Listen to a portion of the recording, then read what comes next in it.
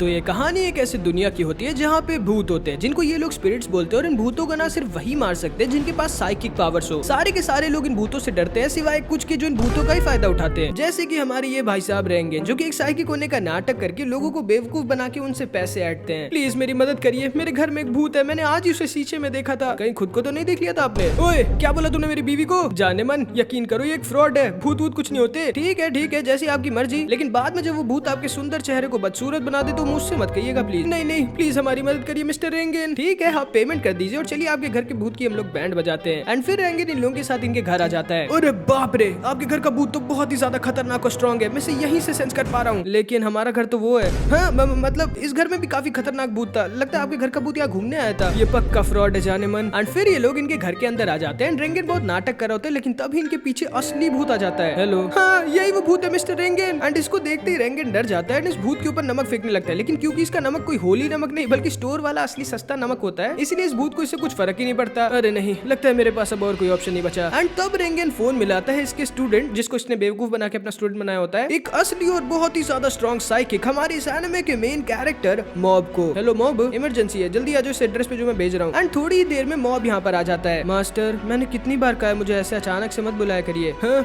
ये बच्चा मुझे मारेगा। एंड मॉब इसे तुरंत ही अपनी साइकिक पावर का यूज कर आसानी से खत्म कर देता है। एंड ये मॉब ना भाई समझ लो इनकी दुनिया का साइतामा होता है, हद से ज्यादा स्ट्रॉन्ग साइकिक, लेकिन बिना किसी दोस्त, बिना किसी इंटरेस्ट, बिना किसी पर्सनैलिटी के। इसे ना इस दुनिया में कुछ भी इतना अच्छा नहीं लगता सिवाय एक लड़की के जिसका नाम सुबोमी होता है, जिससे हमारा मॉब एकदम सच्चा वाला प्यार करता है, जो कि इसके बचपन की दोस्त होती है। एंड हमारा मॉब ना बहुत ही ज्यादा स्ट्रॉन्ग साइकिक होता है, लेकिन इसकी बॉडी बहुत ज्यादा वीक होती है। एंड ये रेंगन के अंडर काम कर रहा होता है, जो कि इसे पर भूत को मारने के, चाहे वो भूत जितना ही स्ट्रॉन्ग क्यों ना हो, 300 रुपए देता है। बॉस, वो भूत इतना वीक था तो आपने उसे खुद क्यों नहीं मारा? वो क्योंकि मुझे डर था कि अगर मैं अपनी पावर्स का यूज करूंगा तो कहीं ये पूरा शहर ना उड़ जाए, इसलिए। एंड हमारे मॉब के पास सबकी तरह एक मम्मी पापा होते हैं एंड एक छोटा भाई भी होता है जिसका नाम होता है रीत्सु, जो कि बहुत ही ज्यादा स्मार्ट, हैंडसम, इंटेलिजेंट होता है, लेकिन एक साइकिक नहीं होता। एंड कहते हैं ना जिसके पास जो नहीं होता उसको वही चाहिए होता है। इसलिए मॉब चाहता था कि वो रीत्सु की तरह इंटेलिजेंट, स्मार्ट हो जाए, और रीत्सु चाहता था कि इसके अंदर भी मॉब की तरह साइकिक पावर्स आ जाए। अरे नहीं, ये क्या, आपके ऊपर तो बहुत ही खतरनाक भूत है, इसीलिए आपको इतना थकान और शरीर में दर्द हो रहा है। मैं आपकी मदद कर सकता हूँ उस भूत को मारने में, बदले बस आपको थोड़े से पैसे देने होंगे। एंड रेंगन ना भाई एक घपलेबाज के साथ साथ एक बहुत ही बढ़िया मसाजर भी होता है, जो कि लोगों की ऐसी मसाज देता है कि लोगों की सारी थकान, सारा दर्द खत्म हो जाता है। सबको लगता है कि सच में रेंगन ने इसके ऊपर के भूत को खत्म कर दिया है। बॉस, मुझे एक बात करनी है। हाँ मॉब, क्या हुआ? यार ये अपनी सैलरी बढ़ाने के लिए ना कह दे। मैं सोच रहा था कि मैं कोई स्कूल क्लब ज्वाइन कर लूँ, शायद उससे मुझे कुछ अच्छा लगे। ठीक है मॉब, मैं एडजस्ट कर लूंगा, लेकिन जब इमरजेंसी हो तो जरूर से आ जाना, ओके? एंड फिर हम देखते हैं मॉब को कुराता अपने टेलीपैथी क्लब में जबरदस्ती ऐड करने की कोशिश करती है, क्योंकि इन्हें ना किसी एक और मेंबर की जरूरत थी, वरना इनका क्लब बंद हो जाएगा। एंड कोई भी इनके क्लब को ज्वाइन करना चाहते नहीं था, क्योंकि सबको लगता है पागलों वाला क्लब है। एंड ये लोग ना ऐसा बिल्कुल भी नहीं होने देना चाहते थे, वरना इनको स्कूल की तरफ से जो पैसे मिलते हैं वो बंद हो जाएंगे, और ये लोग जो मजे करते गप्पे मारते स्कूल के बाद वो भी रुक जाएगा। लेकिन तभी हम देखते हैं इनके स्कूल के स्टूडेंट काउंसिल वाइस प्रेसिडेंट वहां पर आ जाता है, द बॉडी बिल्डर क्लब वालों को लेके। एंड क्योंकि ना अब इन लोगों का एक क्लब बंद होने वाला था, तो इनके कमरे और बजट को ये स्टूडेंट वाइस प्रेसिडेंट इन्हें देने वाला था। लेकिन तभी कुराता कहती है, रुक जाइए, ये मॉब ये हमारे क्लब को ज्वाइन करने वाला है, हमारे पास फिर से 5 मेंबर्स हो गए। मॉब, क्या तुम सच में इनके क्लब को ज्वाइन करना चाहते हो? मुझे नहीं पता। मॉब, तुम्हें एक ऐसे क्लब को ज्वाइन करना चाहिए जो तुम्हें पसंद हो या जो तुम्हारी हेल्प करे। एंड मॉब सोचता है कि इसे क्या पसंद है, इसे तो बस सुबोमी चान पसंद है। एंड तब मॉब को अपना पास्ट याद आता है, जब ये सुबोमी को बचपन में अपनी साइकिक पावर्स दिखाया करता था, लेकिन थोड़ी दिनों में सुबोमी इसकी पावर से बोर हो गई थी। एंड सुबोमी को ना एक लड़का अच्छा लगता था जो कि बहुत ही ज्यादा स्ट्रॉन्ग और फास्ट था, इसकी तरह वीक नहीं था। एंड इसीलिए मॉब डिसाइड कर लेता है इसे क्या करना है। ये कुराता के क्लब को नहीं बल्कि इनके बॉडी बिल्डर क्लब को ज्वाइन कर लेता है, ताकि ये भी स्ट्रॉन्ग और फास्ट हो सके और अच्छा दिख सके, ताकि सुबोमी इसे भी पसंद करे। एंड अगले दिन से हमारा मॉब भाई बॉडी बिल्डर क्लब की सुपर हार्ड ट्रेनिंग को शुरू कर देता है सुबोमी को पठाने के लिए। एंड इसकी हालत खराब हो जाती है पहले दिन पे, एंड आधे रास्ते में ही बेहोश हो जाता है। एंड बेचारे इन चारों को भी इनके क्लब को ज्वाइन करना पड़ता है, ताकि स्कूल के बाद थोड़े मजे कर सके, रुक सके, इनसे इनका कमरा ना छीना जाए। एंड तभी हम देखते हैं कुराता, जिसका सपना होता है एलियंस को ढूंढने का। ये मॉब से कहती है, मॉब तुम्हें जब इतनी दिक्कत हो रही है आखिर में, तो तुमने हमारे क्लब को क्यों नहीं ज्वाइन किया? वो मैं नहीं चाहता था कि मैं सिर्फ अपनी साइकिक पावर्स पे रिलाई करूं, मैं खुद भी स्ट्रॉन्ग बनना चाहता था। हाँ, तुम बच्चे हो क्या? साइकिक पावर्स कुछ नहीं होते, दिखाओ मुझे तुम्हारे पास साइकिक पावर्स है तो। एंड तभी मॉब इन लोगों को अपनी साइकिक पावर्स दिखाता है, जिसको देखकर ये लोग एकदम शॉक्ड रह जाते हैं। एंड कुराता ये बहुत ज्यादा खुश हो जाती है, क्योंकि जैसा मैंने बताया इसका सपना होता है एलियंस को ढूंढने का, तो इसीलिए इसको ये लगता है कि अब ये मॉब की मदद से एलियंस को ढूंढ पाएगी। वैसे मॉब, जब तुम्हारे पास साइकिक पावर्स है तो तुमने बॉडी बिल्डर क्लब को क्यों ज्वाइन किया? तुम्हें तो इसकी जरूरत ही नहीं है। वो मैं अच्छा दिखना चाहता हूँ इसलिए। क्यों, तुम्हें कोई लड़की पसंद है क्या? नहीं तो। तुम झूठ भी नहीं बोल पाते, क्यों? एंड फिर जब मॉब घर जा रहा होता है तब रास्ते में से एक औरत मिलती है। क्या हुआ बच्चे, तुम इतने दुखी क्यों हो? वो मैं तुम्हें बताने की जरूरत नहीं है, मैं जानती हूँ तुम बीमार हो ना। नहीं तो। अच्छा हाँ, तुम्हारे घर में कुछ दिक्कत है। नहीं तो। ओह अच्छा हाँ, बेचारे बच्चे तुम्हें बुली करते हैं ना। नहीं तो। कोई लड़की तुम्हें पसंद है? आपको कैसे पता? ये लड़का तो कुछ ज्यादा ही बेवकूफ है। हमें सब पता है बच्चे, चिंता मत करो, मेरे साथ हमारे मास्टर के पास चलो, वो तुम्हारी सारी दिक्कत दूर कर देंगे। एंड फिर ये औरत मॉब को लेके लॉल ग्रुप के हेडक्वार्टर्स आ जाती है, जहाँ पे ये एक और आदमी और अपनी क्लासमेट ईची से मिलता है। एंड तभी लॉल ग्रुप का लीडर डिम्पल वहाँ पर आ जाता है, जिसको देखकर ये सारे के सारे बहुत खुश हो जाते हैं और हद से ज्यादा हंसने लगते हैं। एंड ये डिम्पल ना भाई एक फ्रॉड होता है जिसने इन सबको हिप्नोटाइज किया होता है। एंड इसके पास भी साइकिक पावर्स होती है। एंड ये ना ढेर सारे लोगों को अपने ग्रुप में अपनी साइकिक पावर से हिप्नोटाइज करके ऐड कर रहा होता है, क्योंकि इसका सपना होता है भगवान बनने का और पूरी दुनिया ताकि इसका पूजा करे। और जिसको भी ये हिप्नोटाइज करता है ना, वो जोर जोर से हंसने लगता है। डिम्पल पहले तो इस आदमी और मॉब को अपने हिप्नोटाइज मास्क को पहना देता है, लेकिन तभी ईची बोलती है, मुझे पता है कि तुम लोग एक फ्रॉड हो और मैं तुम्हारी न्यूज को अपने स्कूल न्यूज़पेपर में छापूंगी। ओह ऐसा है क्या? तुम्हें लगता है मैं फ्रॉड हूँ? तो वो देखो। एंड तभी ये आदमी जोर जोर से हंसने लगता है एंड ये भी इसका फॉलोअर बन जाता है। अब तुम्हारी बारी। एंड तभी इस लड़की को भी ये मास्क पहना दिया जाता है और हिप्नोटाइज कर दिया जाता है एंड ये भी जोर जोर से हंसने लगती है। ईची को समझ नहीं आता कि ये हो क्या रहा है और ये करे क्या। लेकिन तभी मॉब बोलता है, ये मास्क मेरी प्रॉब्लम सॉल्व नहीं कर सकता, मैं जा रहा हूँ यहाँ से। एंड डिम्पल को समझ नहीं आता कि इसके ऊपर इसकी साइकिक पावर्स का असर कैसे नहीं हुआ। सारे लोग पकड़ लो इसे, माफ करना बच्चे, लेकिन अब मैं तुम्हें यहाँ से जाने नहीं दे सकता। एंड तभी डिम्पल इसके ऊपर अपनी बहुत ही ज्यादा स्ट्रॉन्ग साइकिक पावर्स को यूज करता है, लेकिन मॉब के ऊपर इसका कुछ असर ही नहीं होता। एंड अब मॉब समझ जाता है कि डिम्पल ने इन सबको अपनी साइकिक पावर से हिप्नोटाइज किया हुआ है। ओह अब मैं समझा तुम क्यों नहीं हंस रहे हो, क्योंकि तुम्हारे अंदर तो कोई फीलिंग्स ही नहीं है। क्यों? और तुम्हें लगता है कि तुम्हारे जैसे लड़के को कभी कोई लड़की पसंद करेगी? जिसको सुनकर मॉब बहुत ज्यादा दुखी हो जाता है। एंड अब डिम्पल अपना असली चेहरा दिखाता है एंड ये भी ना असली में एक स्पिरिट होता है। एंड ये ना इन सबसे मॉब को पकड़वा देता है। एंड तभी हमें पता चलता है मॉब के अंदर ना एक इमोशन मीटर होता है, क्योंकि इसके इमोशंस कभी बाहर नहीं आते, तो वो इसके अंदर ही जमा होते रहते हैं, जैसे गुस्सा, दुख, खुशी, डर, गिल्ट, जेलसी। एंड जैसे जैसे इसके इमोशन इसके अंदर भरते जाते हैं ना, इसका इमोशन मीटर बढ़ता जाता है। और जैसे इसका इमोशन मीटर 100 हो जाता है, इसका मीटर फट जाता है। एंड मॉब की पावर्स ना भाई कुछ सेकंड्स के लिए 100 गुना से भी ज्यादा बढ़ जाती है। एंड मॉब ना भाई एक अलग ही लेवल पर स्ट्रॉन्ग हो जाता है, मतलब समझ लो कुछ सेकंड्स के लिए गॉड लेवल बन जाता है। एंड अब डिम्पल भी समझ जाता है कि मॉब एक साइकिक है एंड मॉब के ऊपर ही अपनी पूरी साइकिक पावर के साथ अटैक कर देता है। लेकिन मॉब ना भाई आसानी से बिना ट्राई किए इतने स्ट्रॉन्ग डिम्पल को एक अटैक से खत्म कर देता है, जिसकी वजह से ये सारे के सारे वापस से होश में आ जाते हैं। लेकिन तब तक मॉब वहां से जा चुका था। एंड अब इनके लॉल ग्रुप वालों को एक नया गॉड मिल जाता है, मॉब। लेकिन वो कहाँ गया, कैसा दिखता था, किसी को नहीं पता सिवाय ईची के। एंड क्योंकि ईची ना मॉब के लिए इतनी ग्रेटफुल होती है कि मॉब ने इसकी मदद करी, इसलिए ये डिसाइड करती है कि मॉब को फेमस करवाएगी। लेकिन इधर हम मॉब को देखते हैं जो कि बहुत ही ज्यादा दुखी होता है डिम्पल की बात का, जिसपे रेंगन कहता है, देखो मॉब, जरूरी नहीं है कि कोई इंसान किसी चीज में हमेशा से अच्छा हो, लेकिन ये भी जरूरी नहीं है कि वो हमेशा खराब रहे। मेहनत करो और तुम कुछ भी कर सकते हो मॉब। जिसको सुनकर मॉब बहुत ज्यादा खुश हो जाता है। एंड फिर अगले दिन हम देखते हैं मॉब के स्कूल सॉल्ट एकेडमी के कुछ गुंडे बच्चे एक दूसरे स्कूल विनेगर एकेडमी के गुंडे बच्चों को पीट देते हैं, जिसपे विनेगर एकेडमी के बच्चे टेरू को बुला लेते हैं, जो कि अकेले इतने सारे गुंडे बच्चों को आसानी से हरा देता है, क्योंकि इसके पास भी ना मॉब की तरह बहुत ही स्ट्रॉन्ग साइकिक पावर्स होती हैं, जिसका टेरू सिर्फ और सिर्फ अपने फायदे के लिए यूज किया करता था। एंड फिर इधर हम देखते हैं मॉब जब उठता है तो इसके सामने घोस्ट स्पिरिट होता है, जिसको मॉब पीटने लगता है, जो कि कोई और नहीं बल्कि डिम्पल ही होता है, जिसको मॉब ने हराया था। प्लीज मुझे मत मारो, अब मैं अच्छा हो गया हूँ। मैं पहले एक गॉड बनना चाहता था, लेकिन अब मैं बस तुम्हारे साथ रहना चाहता हूँ। चलो हम लोग साथ में इस दुनिया पे कब्जा करते हैं।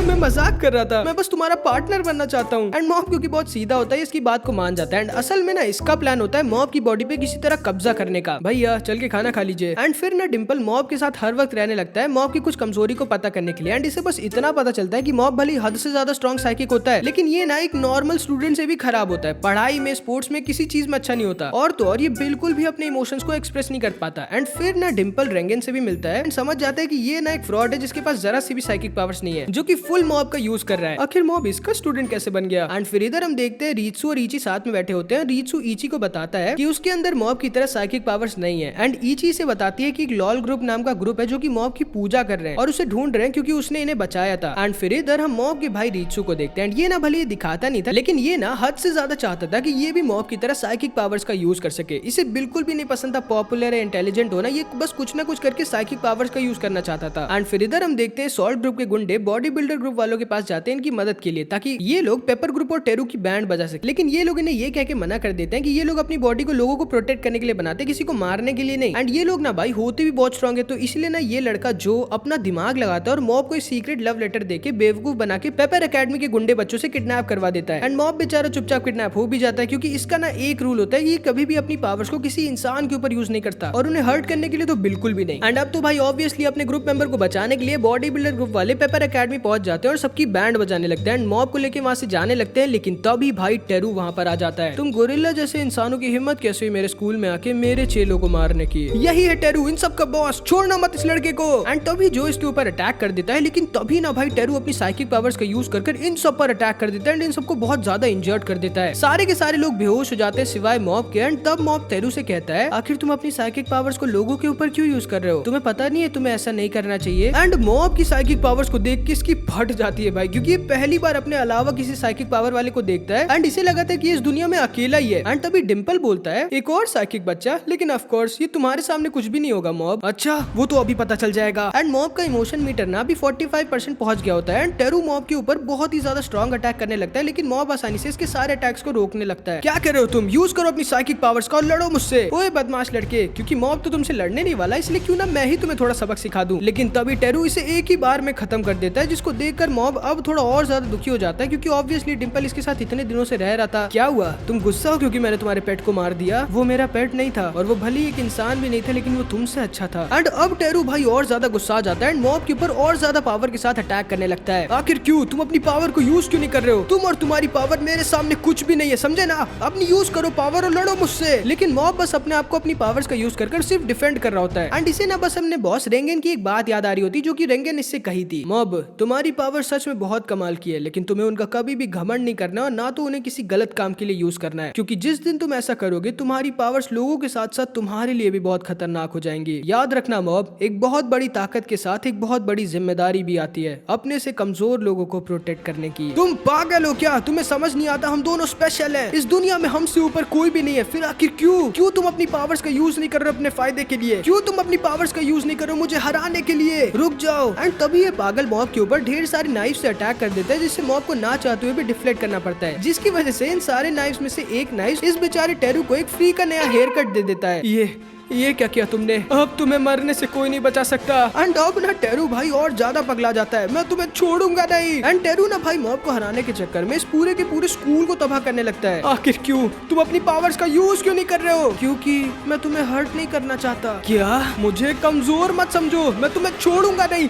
एंड टेरू भाई बहुत ज्यादा गुस्सा आ जाता है, इतना कि ये मॉब के गले को पकड़ लेता है। अब ध्यान से सुनो, अगर तुमने अपनी पावर का यूज नहीं करा तो मैं तुम्हें मार डालूंगा, समझे ना? एंड मॉब का मीटर भाई बढ़ता ही जा रहा होता है, लेकिन अभी भी मॉब अपनी साइकिक पावर्स का यूज नहीं कर रहा होता। प्लीज लड़ो मुझसे। लेकिन मॉब ये अपनी साइकिक पावर्स का यूज नहीं करता एंड वहीं पर बेहोश हो जाता है। एंड टेरू ये ना बस वहाँ से दुखी दुखी जाने लगता है एंड मॉब यहीं पर बेहोश पड़ा होता है। लेकिन तभी से अपने पास्ट की झलक दिख जाती है, जब एक बार मॉब और इसके भाई रीचू को कुछ लड़के परेशान कर रहे थे एंड तभी रीचू को बचाने के लिए मॉब का इमोशन मीटर फट गया था एंड इसने पहली बार अपनी पावर्स को लोगों के ऊपर यूज किया था। एंड इसने ना उन तीनों बदमाशों को बहुत ज्यादा इंजर्ड कर दिया था, लेकिन साथ ही साथ इसने अपने भाई को भी बहुत इंजर्ड कर दिया था, क्योंकि ये ना अपनी पावर्स को कंट्रोल नहीं कर पाया था। एंड उसी दिन की तरह जैसे ही मॉब बेहोश होता है एंड इसे अपने पास्ट की वो मेमोरी याद आती है, मॉब का इमोशन मीटर फिर से 100 के फट जाता है एंड मॉब की पावर कई गुना ज्यादा बढ़ जाती है एंड मॉब भाई बेहोश होने के बावजूद खड़ा हो जाता है। तो फाइनली तुम अपनी पावर्स का यूज करने के लिए तैयार हो गए? हाँ, आ जाओ। लेकिन भाई अब टेरू की साइकिक पावर्स मॉब के सामने कुछ थी ही नहीं। टेरू की फट जाती है भाई मॉब की इतनी ज्यादा साइकिक पावर्स को देख के एंड मॉब ना भाई टेरू के साथ साथ इस पूरे के पूरे स्कूल को बादलों के ऊपर भेज देता अपनी साइकिक पावर से। एंड अब जाके टेरू समझ जाता है कि सच में शायद ये इतना भी स्पेशल नहीं है एंड मॉब भाई सच में एक अलग ही लेवल पर है। एंड मॉब जब ये होश में आता है तो ये बहुत ज्यादा दुखी हो जाता है कि इसने अपने प्रॉमिस को तोड़ दिया और एक इंसान के ऊपर अपनी पावर्स का यूज किया। लेकिन फिर ये किसी तरह टेरू को वापस अपनी पावर से नीचे बुला लेता है और पूरे के पूरे स्कूल को वापस अपनी साइकिक पावर से जोड़कर बना देता है। एंड अब जाके सारे के सारे गुंडे बच्चे भी होश में आ जाते हैं, देख कर ये डर के भाग जाते हैं कि किसी ने टेरू को इतना गंदा हरा दिया। एंड तभी मॉब टेरू से बोलता है, मुझे माफ करना टेरू। कोई बात नहीं मॉब, शायद मुझे इसकी जरूरत थी, मैं कुछ ज्यादा ही घमंडी हो गया था। एंड तभी ये बॉडी बिल्डर वाले भी होश में आ जाते हैं एंड मॉब को लेके वहां से चले जाते हैं एंड मॉब वापस से घर आ जाता है एंड अपने भाई से कहता है, रीचू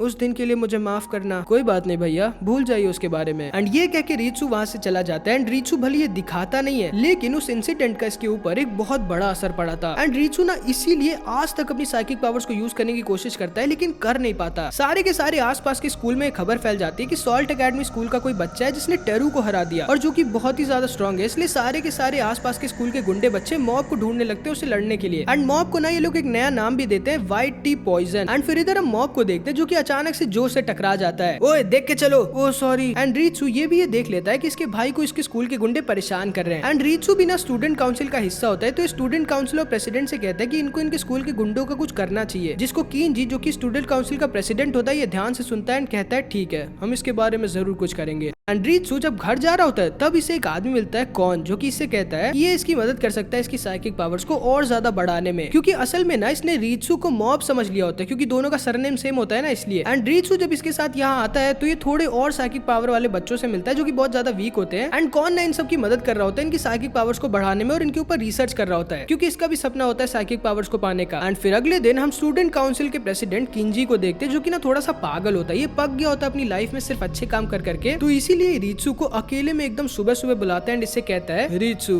तुम्हें याद है तुमने कहा था कि तुम स्कूल के गुंडों को सबक सिखाना चाहते हो, टाइम आ चुका है। क्या मतलब है आपका? इस सीट पे जानते हो कौन बैठता है रीचू? जो स्कूल का सबसे बड़ा गुंडा, और अब टाइम आ चुका है कि वो अपनी गलतियों की सजा भुगते। लेकिन मिस्टर प्रेसिडेंट, रीचू चलो साथ में स्कूल को साफ करते हैं, मजा आएगी। एंड रीचू की भी हालत ना थोड़ी बहुत किंजी की तरह ही होती है, ये भी थक गया होता है एक परफेक्ट स्टूडेंट बने रह के, और क्योंकि ना बहुत ज्यादा फ्रस्ट्रेटेड भी होता है कि इसके पास साइकिक पावर्स नहीं है, तो ये इसकी बात को मान जाता है। एंड फिर हम देखते हैं रीचू और किंजी साथ में जो के टेबल और बैग में लड़कियों की फ्लूट को डाल देते हैं। एंड जो जिसने मॉब के बॉडी बिल्डर स्क्वाड को ज्वाइन कर लिया होता है स्ट्रॉन्ग होने के लिए, उसे कोई आइडिया नहीं था कि उसके साथ आज क्या होने वाला है। एंड फिर जब जो क्लास में आता है तो रीचू और किंजी साथ में मिलकर जो को फंसा देते हैं कि जो ना लड़कियों की फ्लूट को चुरा के लेके जाके उनके साथ गलत काम करता है, जिसकी वजह से सारे के सारे बच्चों को जो से घिन हो जाती है। एंड जो को यकीन नहीं होता कि कोई भी इसके साथ आ ही नहीं रहा, इसका भरोसा ही नहीं कर रहा कोई। एंड रीचू क्योंकि आज इसने पहली बार इतना गलत काम किया होता है, ये लैब में बैठा होता है, उसे समझ नहीं आ रहा था कि इसने जो किया वो सही था या नहीं। एंड इसकी फ्रस्ट्रेशन और गुस्सा बहुत ज्यादा बढ़ जाते हैं। रीचू गुस्से में घर चला जाता है, लेकिन इसे ये नहीं पता होता कि इसने फाइनली इतने टाइम बाद आज इतने स्ट्रॉन्ग इमोशन को फील करने की वजह से अपनी साइकिक पावर्स को अनलॉक कर दिया होता है। एंड फिर जब रीचू घर पहुंचता है तो इसे डिम्पल दिखता है जो कि किसी तरह बच गया होता है और मरा नहीं होता। एंड रीचू को यकीन नहीं होता जब डिम्पल इसे बताता है कि इसने भी अपनी साइकिक पावर्स को अनलॉक कर लिया है। एंड रीचू जब मॉब की तरह स्पून बेंडिंग ट्राई करता है तो एकदम शॉक रह जाता है, खुश हो जाता है कि सच में इसने साइकिक पावर्स को अनलॉक कर दिया, इसका सपना सच हो गया। एंड तभी डिम्पल इससे कहता है रीचू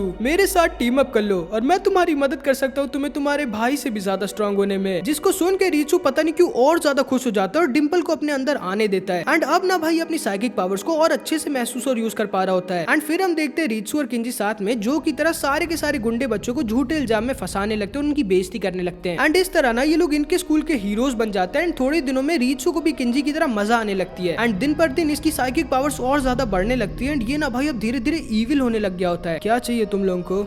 तुम ही हो ना जो किंजी के साथ मिलकर हम सबको झूठे इल्जाम में फंसा रहा है? हाँ मैं फंसा रहा हूँ तुम लोगों को, तो क्या कर लोगे मेरा? एंड रीचू ना भाई अपनी साइकिक पावर्स का यूज करके इन सबको आसानी से हरा देता है, लेकिन तभी टेरू वहां पर आ जाता है। ओए तुम्हें पता नहीं क्या तुम्हें अपनी साइकिक पावर्स को ऐसे लोगों के ऊपर यूज नहीं करना चाहिए। एंड तभी डिम्पल इसे पहचान लेता है, इससे कहता है रीचू निकलो यहाँ से, तुम इससे नहीं जीत सकते। हाँ वो तो अभी पता चल जाएगा। एंड रीचू टेरू के ऊपर अटैक करने वाला होता है, लेकिन तभी टेरू इसे पकड़ लेता है एंड अपनी साइकिक पावर्स दिखाता है। रीचू एकदम डर जाता है एंड समझ जाता है कि इसके और टेरू की पावर्स के बीच कितना बड़ा गैप है। लेकिन तभी टेरू और इसकी पावर की वजह से इसका विग गिरने वाला होता है, जिसे टेरू पकड़ लेता है। एंड इसी सही मौके का फायदा उठा के रीचू और डिम्पल किसी तरह वहां से निकल जाते हैं। एंड फिर इधर हम देखते हैं किंजी जब घर जा रहा होता है तो इसे कुछ दूसरे स्कूल के गुंडे घेर लेते हैं जो इससे व्हाइट टी पॉइजन यानी मॉब के बारे में पूछते हैं, जिसने टेरू को हराया था। क्योंकि इन लोगों को लगा था कि क्योंकि किंजी इनके स्कूल का स्टूडेंट काउंसिल प्रेसिडेंट है तो इसे पता होगा। एंड जब ये इन्हें कुछ भी नहीं बताता तो ये गुंडे इसे ही बहुत गंदा पीट देते हैं। एंड फिर इधर हम देखते हैं रीचू इधर लोगों को हरा हरा कर स्ट्रॉन्ग हो रहा होता है एंड किंजी इधर अलग अलग स्कूल के गुंडों से पिट पिट कर परेशान हो गया होता है। एंड अब क्योंकि इसके स्कूल के गुंडे बच्चे भी नहीं बचे होते इसकी वजह से, तो इसका कोई बदला लेने वाला भी नहीं था और इसे पता भी नहीं था कि व्हाइट टी पॉइजन कौन है और किसी और को ऐसे फंसा भी नहीं सकता था। तो ये बेचारा जब भी बाहर निकलता था ये पिटी जाता था, तो इसीलिए अपने घर में छुप जाता है। एंड अब ना इसे एहसास हो जाता है कि इसने बहुत ही गलत काम किया है। एंड फिर इधर हम रीचू और डिम्पल को देखते हैं। रीचू मेरे बच्चे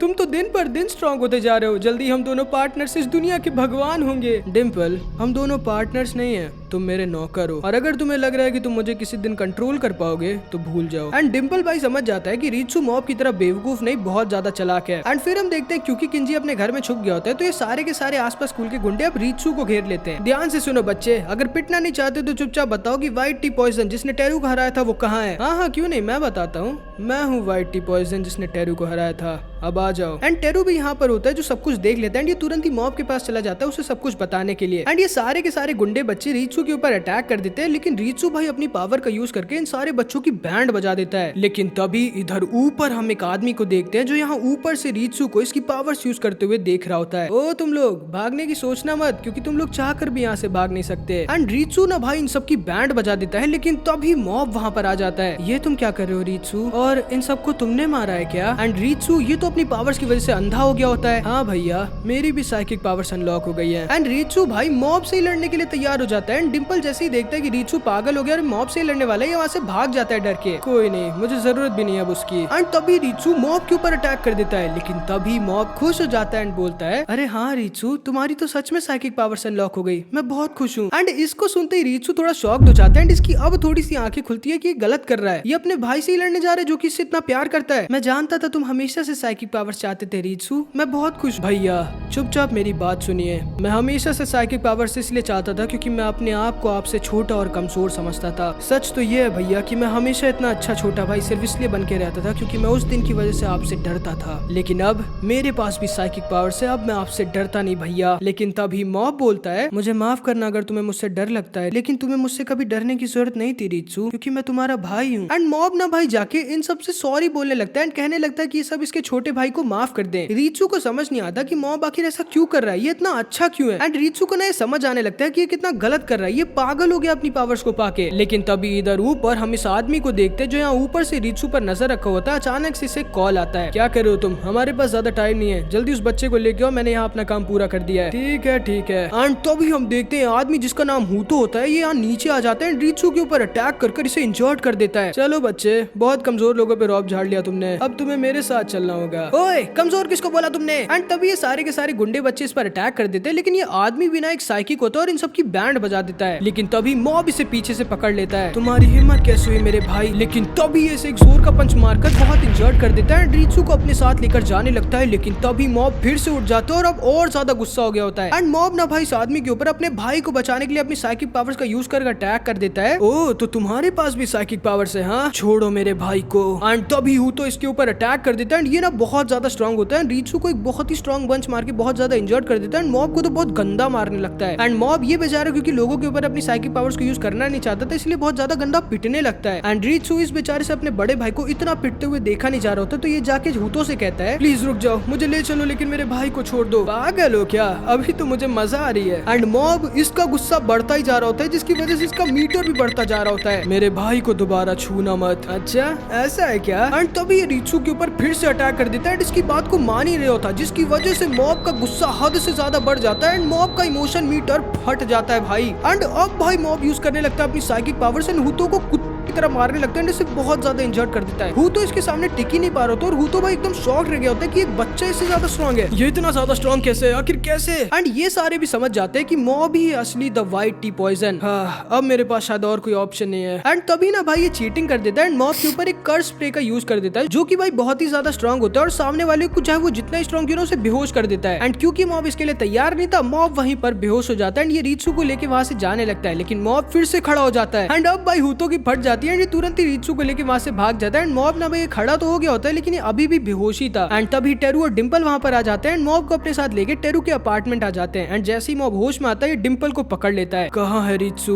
मुझे नहीं पता, भगवान की कसम मुझे पता है मॉब, उन किडनैपर्स ने मुझे भी कुछ दिनों पहले किडनैप करने की कोशिश की थी। वो किडनैपर्स एक ग्रुप के लिए काम करते हैं जिनका नाम क्लॉ है, जो कि दुनिया भर से साइकिक पावर्स वाले को कलेक्ट करे, जिनका यूज करके वो इस दुनिया पर कब्जा करना चाहते हैं। और मेरी डेटा के हिसाब से उनके पास 100 से भी ज्यादा साइकिक्स हैं, जिनमें से कुछ तो हमारी तरह नेचुरल भी हैं, जैसे वो आदमी जिसे तुम आज लड़े। मुझे फर्क नहीं पड़ता वो कितने हैं, मैं जा रहा हूँ अपने भाई को बचाने। रुक जाओ मॉब, अभी सही टाइम नहीं है, हमें पहले ये पता करना होगा कि उनको रीचू के बारे में पता कैसे चला। एक मिनट, शायद मुझे पता है कि क्लॉ वालों को रीचू के बारे में कहाँ से पता चला होगा। एंड फिर ये सारे के सारे यहाँ कॉन के लैब आ जाते हैं, जहाँ पे क्लॉ वालों ने पहले अटैक कर दिया था एंड उन सारे साइकिक बच्चों को भी अपने साथ किडनैप करके ले गए थे। एंड यहीं से क्लॉ वालों को रीचू के बारे में पता चला था। एंड फिर इधर हम देखते हैं हूतो, रीत्सु और इन सारे बच्चों को क्लॉ के एक सीक्रेट हेडक्वार्टर्स लेके आ जाता है। एंड यहाँ पे ना हम हूतो की तरह एक और अपर क्लॉ मेंबर रेजर को भी देखते हैं। क्या एक बच्चा जो तुमसे भी ज्यादा स्ट्रॉन्ग था, तुम उसे अपने साथ क्यों नहीं लेके आए? क्योंकि मैं बहुत इंजर्ड हो गया था। एंड तभी एक और अपर क्लॉ मेंबर रेजे वहाँ पर आ जाता है। कोई बात नहीं, मैं उस बच्चे को लेके आता हूँ, तुम बस मुझे इसकी इन्फॉर्मेशन दो। एंड फिर रेजे मॉब की तरफ निकल जाता है। एंड इधर हम इन लोगों को देखते हैं जो सोच रहे होते हैं कि आखिर कैसे रीत्सु की लोकेशन का पता करे। लेकिन तभी वहाँ पर रेजे आ जाता है जो आया तो यहाँ मॉब को पकड़ने के लिए था, लेकिन बेचारा खुद पकड़ लिया जाता है। एंड इसे ये लोग टॉर्चर करके सारी इन्फॉर्मेशन निकलवा लेते, सब कुछ, कि कहां पर वो हेडक्वार्टर्स है, सारे अपर क्लॉ मेंबर्स के बारे में, उनके कमांडर यू के बारे में जो बहुत ज्यादा स्ट्रॉन्ग है, सब कुछ। एंड फिर ये लोग साथ में इधर क्लॉ के सीक्रेट हेडक्वार्टर्स आ जाते हैं। एंड ये यहाँ से डर के भाग जाता है। एंड इधर हम देखते हैं रीत्सु यहाँ इन 5 बच्चों के साथ मिलकर एक प्लान बनाता है और इन तीनों गार्ड्स की बैंड बजा के ये भी यहाँ से भागने लगता है, क्योंकि ये लोग ने ना रीत्सु की पावर को अंदाजा नहीं था। एंड ये तीनों ने इधर क्लॉ के हेडक्वार्टर्स के अंदर घुस जाते हैं। एंड डिम्पल ने ना एक गार्ड की बॉडी पे कब्जा कर लिया होता है और इन तीनों का एक मिशन होता है रीत्सु और बाकी बच्चों को बचाना। एंड फिर इधर हम सारे अपर क्लॉ मेंबर्स को देखते हैं, तो वो तीनों अंदर घुस गए हैं, जिनमें से एक वो भी है जिसने तुम्हारी बैंड बजाई थी। हाँ सही कहा, इसलिए तुम लोग यहीं पे रहना, मैं जा रहा हूँ उससे रीमैच करके उस बच्चे को सबक सिखाने। एंड फिर हूँ तो दोबारा से इन लोगों के सामने आ जाता है। मॉब चिंता मत करो, इस बार मैं तुम्हारे साथ हूँ। नहीं टेरू, मुझे जरूरत नहीं है, इस बार मैं होल्ड बैक नहीं करूंगा क्योंकि हमारे पास टाइम नहीं और मेरे भाई की लाइफ खतरे में है। ओह अच्छा, ऐसा है क्या? तुम्हें लगता है तुम होल्ड बैक नहीं करोगे तो मुझसे जीत जाओगे? एंड तभी हूँ तो इन लोगों की तरफ इन पर अटैक करने के लिए फुल पावर से दौड़ता है, लेकिन इस बार भाई मॉब सच में होल्ड बैक नहीं करता है। ये सच में हूँ तो की आसानी से बैंड बजा देता है। एंड बैंड से मेरा मतलब है लेजिट बैंड। एंड अब ये सारे के सारे समझ जाते हैं कि ये लोग इन तीनों को हल्के में नहीं ले सकते। ये तीनों अलग अलग बढ़कर रीत्सु और बाकियों को ढूंढने लगते हैं और इन तीनों के सामने क्लॉ मेंबर्स आने लगते हैं, लेकिन ये लोग सबको हराते हुए आगे बढ़ रहे होते हैं। लेकिन तभी रेजर और एक और क्लॉ मेंबर साथ में मिलकर टेरू को पकड़ लेते हैं। एंड ये वाला क्लॉ मेंबर मात्सु आके डिम्पल को पकड़ लेता है, जो कि अपनी साइकिक पावर से घोस्ट को कंट्रोल कर सकता था। एंड ये ना डिम्पल को अपनी घोस्ट जार में बंद कर देता है, जिसके अंदर ढेर सारे घोस्ट होते हैं। एंड तभी इधर हम पांचों को देखते हैं जो कि बाहर निकलने का रास्ता ढूंढ रहे होते हैं, लेकिन तभी इनके सामने एक लड़का आ जाता है जिसका नाम होता है मैक्स। तभी रीत्सु इन चारों से कहता है, तुम चारों यहाँ से जाओ, मैं इसे संभालता हूँ। हाँ हाँ क्यों नहीं, आ जाओ, तुम्हारा यूज करके मैं तुम्हारे भाई को पकड़ूंगा। एंड फिर इधर हम देखते हैं मॉब सबको हराते हराते आगे बढ़ रहा होता है, लेकिन तभी अचानक से इसको अपने सामने रीत्सु दिखता है जो कि बेहोश पड़ा होता है, जिसको किसी और ने नहीं मैक्स ने इतना इंजर्ड किया होता है। इसकी हालत को देख के मॉब बहुत ज्यादा गुस्सा आ जाता है। इसका मीटर बढ़ता जा रहा होता है। तभी इसके पास सौर आ जाता है। एंड इसकी साइकिक पावर्स होती है कि लोगों की साइकिक पावर्स को अब्सॉर्ब कर सकता है, लेकिन जब तक भाई सौर या मॉब के पास पहुंचता है इसकी साइकिक पावर्स को अब्सॉर्ब करने के लिए, मॉब का मीटर फट चुका था। एंड भाई इसकी इतनी ज्यादा खतरनाक और ज्यादा साइकिक पावर्स को अब्सॉर्ब करने की वजह से खुद ही पागल होकर वहीं पर बेहोश हो जाता है। लेकिन साथ ही साथ मॉब भी वहीं पर अपने मीटर फटने की वजह से बेहोश हो जाता है। एंड ये लड़का मैक्स दोबारा से इन लोगों के सामने आ जाता है, जो कि रीत्सु और मॉब दोनों की पावर से काफी इंप्रेस हो गया होता है। एंड तभी इधर हम देखते हैं मॉब के फोन को ट्रैक करते करते रेंगन भी यहाँ पर पहुंच जाता है। एंड इधर हम देखते हैं जब मॉब होश में आता है तो रीत्सु, मॉब और टेरू सब साथ में एक ही कमरे में होते हैं। और रीत्सु को ठीक देख के मॉब बहुत ज्यादा खुश हो जाता है। एंड रीत्सु को यकीन नहीं होता कि मॉब कितना अच्छा है भाई, वो रीत्सु से जरा सा भी गुस्सा है, दुखी नहीं उन सबके लिए जो कि रीत्सु ने इससे कहा था। एंड पता नहीं कैसे ये तीनों यहाँ जिस कमरे में होते हैं ना, इसके अंदर ये लोग अपनी साइकिक पावर्स को यूज नहीं कर पा रहे होते, इसीलिए ये लोग यहाँ से बाहर भी नहीं निकल सकते थे। लेकिन तभी इधर हम रेंगन को देखते हैं जो बस चुपचाप बिना डरे फुल कॉन्फिडेंस के साथ इनके सीक्रेट बेस के अंदर घुसने लगता है। रुक जाओ, तुम कौन हो और यहाँ क्यों आए हो? पहले तो थोड़ा रिलैक्स करो दोस्त, और दूसरा मैं यहाँ मेरे सबऑर्डिनेट से मिलने आया हूँ। एंड क्योंकि इन सबको ये न्यूज मिली थी कि इनके क्लॉ टीम का सुप्रीम बॉस यहाँ पर आने वाला है, एंड रेंगन कहता है कि वो यहाँ पे अपने सबऑर्डिनेट से मिलने आया है, तो इन सबको लगता है कि रेंगन इन सबका सुप्रीम बॉस है जो यहाँ कमांडर रू से मिलने आया है। एंड इन सब के पास भी जैसे ये न्यूज पहुंचती है कि सुप्रीम बॉस यहाँ पर आ गए, सारे के सारे एकदम डर जाते हैं। एंड फिर इधर हम देखते हैं ये सारे के सारे बेवकूफ रेंगन को अपना सुप्रीम बॉस समझ के मॉब के पास लेके आ जाते हैं। अरे बॉस! एंड जैसे टेरू को पता चलता है कि ये मॉब का भी बॉस है, साथ ही साथ क्लॉ का सुप्रीम बॉस है, ये एकदम शॉक डर जाता है कि कौन है ये आदमी जिसके पास से जरा सी भी साइकिक पावर को सेंस ही नहीं कर पा रहा। यहाँ क्या कर रहे हो तुम दोनों मॉब और मॉब के भाई? घर चलो, देर हो गई है, तुम लोग के पेरेंट्स चिंता कर रहे होंगे। एंड इस तरफ बिना जाने रेंगन इन तीनों को इस जेल से बचा लिया होता है और घर लेके जाने लगता है। लेकिन तभी ये सारे वहाँ इसके सामने आ जाते हैं। एंड कमांडर यू एकदम गुस्सा जाती है और इससे कहती है, तुम्हारी हिम्मत कैसी हुई हम सबको बेवकूफ बनाने की कि तुम सुप्रीम बॉस हो? हाँ। एंड ये रेंगन के ऊपर अटैक कर देती है, लेकिन मॉब रेंगन को बचा लेता है। एंड इनके कमांडर की साइकिक पावर भी भाई कमाल की होती है, लेकिन तभी रेंगन इसे एक ड्रॉप किक मार देता है। भाई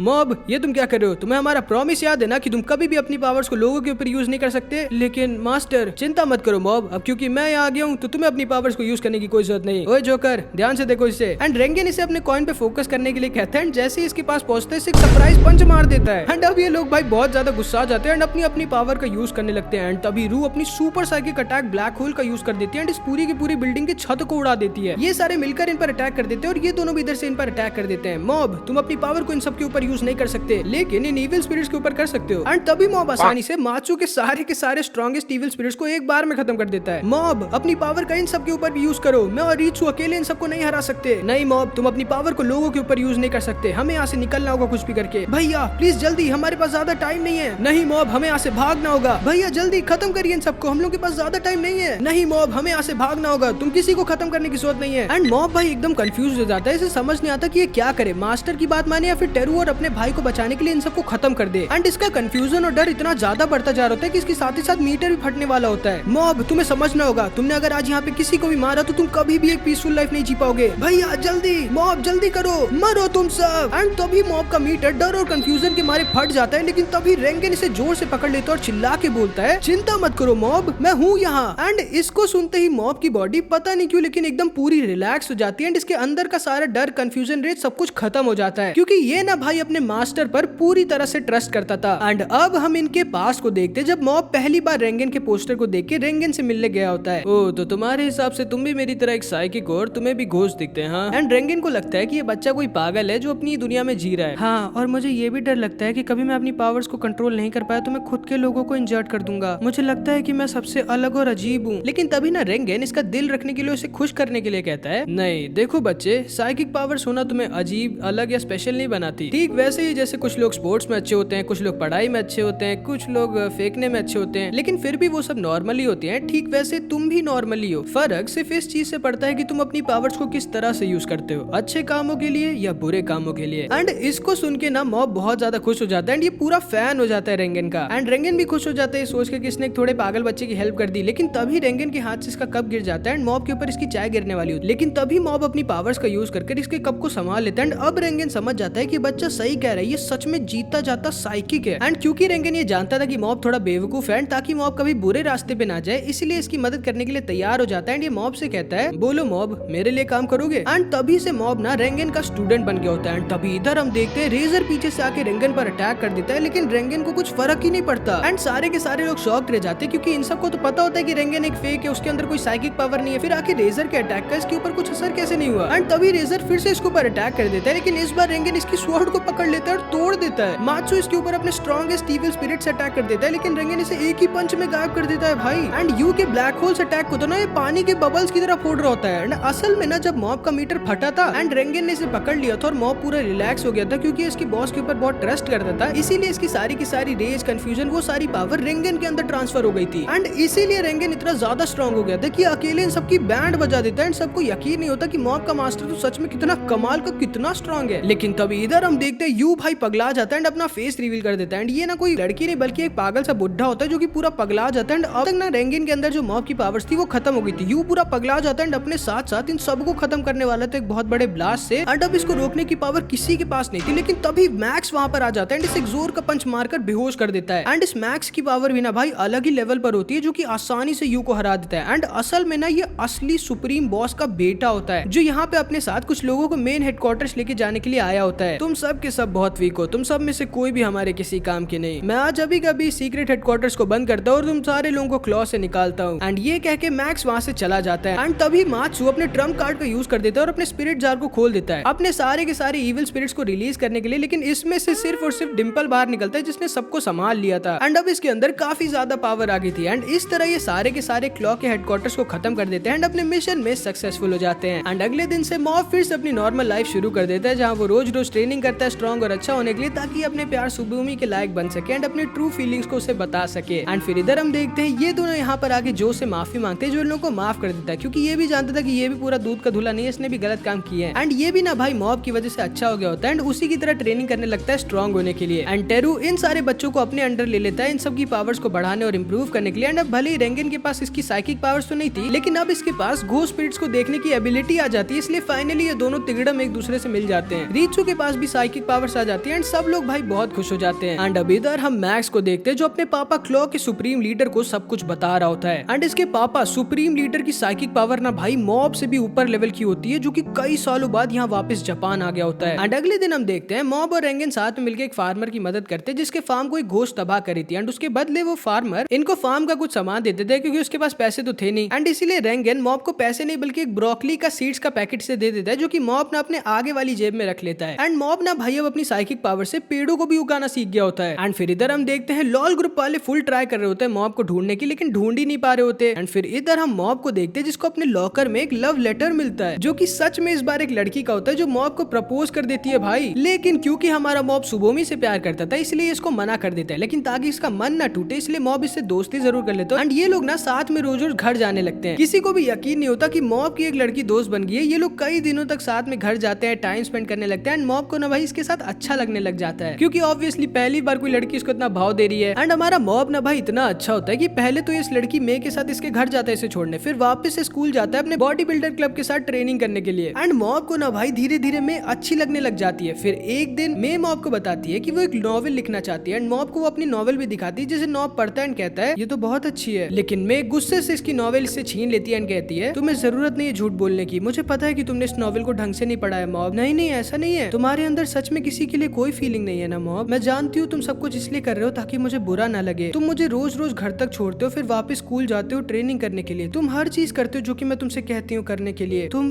बहुत ज्यादा अच्छे हो मॉब, इसीलिए अब मुझसे और झूठ नहीं बोला जाएगा। आई एम सॉरी मॉब, असल में मैं तुम्हें पसंद नहीं करती। मैंने तुम्हें सिर्फ इसलिए प्रपोज किया था क्योंकि मेरी फ्रेंड्स ने मुझे डेयर दिया था तुम्हें अपने प्यार में फंसा के तुम्हारा दिल तोड़ने के लिए। लेकिन इतने दिन तुम्हारे साथ बिताने के बाद मेरे में हिम्मत नहीं है वो करने की, इसीलिए I am sorry mob. And ये कह के मे वहाँ से चली जाती है एंड मॉब बस वहाँ पर चुपचाप बैठा रह जाता है। लेकिन वापस जाते वक्त मे की दोस्तें मे से मिल जाती है जो मजाक मजाक में ना मे की नॉवेल को फाड़ देती हैं। एंड मे ये बेचारी ताकि इसकी बेइज्जती ना हो ये ना चाहते हुए भी कुछ नहीं कर पाती। लेकिन तभी मॉब वहाँ पर आ जाता है और चुपचाप मे की फटी नॉवेल के पेजेस को कलेक्ट करने लगता है। ये तुम क्या कर रहे हो मे, तुमने शायद इसे कुछ ज्यादा ही पागल कर दिया। ओए लड़के, मे तुम्हें पसंद नहीं करती है समझे ना, वो सिर्फ तुम्हारे साथ प्रैंक कर रही थी। लेकिन तभी मॉब बोलता है मेरे अंदर भी फीलिंग्स हैं और मुझे दुख होगा अगर इस नॉवेल को ऐसे फेंक दिया तो, इसीलिए मैं इसे रखूंगा अगर तुम लोगों को ये नहीं चाहिए तो। एंड मॉब ना भाई मे की फटी हुई नॉवेल के पन्नों के कागज को जमा करने लगता है। एंड इसको देखकर मे में भी हिम्मत आ जाती है एंड ये भी मॉब की मदद करने लगती है। मे की दोस्तों को लगता है कि ये दोनों पागल हो गए और ये लोग वहाँ से चले जाते हैं, लेकिन मॉब और ये दोनों जानते थे कि ये दोनों ऐसा क्यों कर रहे हैं। एंड तभी अचानक से हवा का एक जोर का झोंका आता है जो कि इन सारे कागज के टुकड़ों को उड़ाकर अपने साथ लेकर जाने लगता है। रहने दो मॉब, शायद मेरी किस्मत में ही नहीं है एक राइटर बनना, लेकिन थैंक यू। लेकिन तभी मॉब अपनी साइकिक पावर का यूज करता है एंड इन सारे कागज के टुकड़ों को हूबहू वैसे ही जोड़ देता है जैसे कि वो थे। एंड इसका मतलब तुम लोग समझ रहे हो ना, अगर मॉब ने इसकी स्टोरी को अच्छे से ना पढ़ा होता तो वो कैसे पूरी स्टोरी की वैसे ही हूबहू जोड़ देता। एंड भले ही मॉब और मे साथ में नहीं आते क्योंकि मॉब को तो सुबोमी पसंद है और इसको मॉब पसंद नहीं है, लेकिन मॉब के लिए मे के मन में रिस्पेक्ट बहुत ज्यादा बढ़ जाती है। एंड ये डिसाइड कर लेती है कि मॉब के ऊपर ही एक स्टोरी लिखेगी। एंड अगले दिन हम देखते हैं मॉब स्कूल से घर जा रहा होता है, लेकिन तभी कुछ लड़के मॉब को परेशान करने के लिए आ जाते हैं। लेकिन तभी पहले तो डिम्पल इनकी ऐसी की तैसी कर देता है। जब दोबारा अगले दिन ये लोग परेशान करने की कोशिश करते हैं तब रीचू इन लोगों की बैंड बजा देता है। एंड फिर जब अगले दिन ये लोग फिर से मॉब को परेशान करने की कोशिश करते हैं तब ये बॉडी बिल्डर वाले यहाँ पर आके इनकी ऐसी की तैसी कर देते हैं। एंड ये दोनों लड़के समझ जाते हैं कि भाई इस लड़की से पंगा लेने वाला नहीं है, खतरनाक है। एंड मॉब के ना भाई अब धीरे धीरे सच में अच्छे दोस्त बनने लग गए होते हैं एंड मॉब को ना अच्छा लगने लग गया होता है सबके साथ। एंड फिर हम देखते हैं अपने इन दोस्तों के साथ साथ में पार्टी कर रहा होता है एंड इसे बहुत अच्छा लग रहा होता है। लेकिन तभी अचानक से इसे रेंगेन का कॉल आ जाता है, हेलो मॉब, जल्दी से जो एड्रेस भेज रहा हूँ यहाँ पे आ जाओ।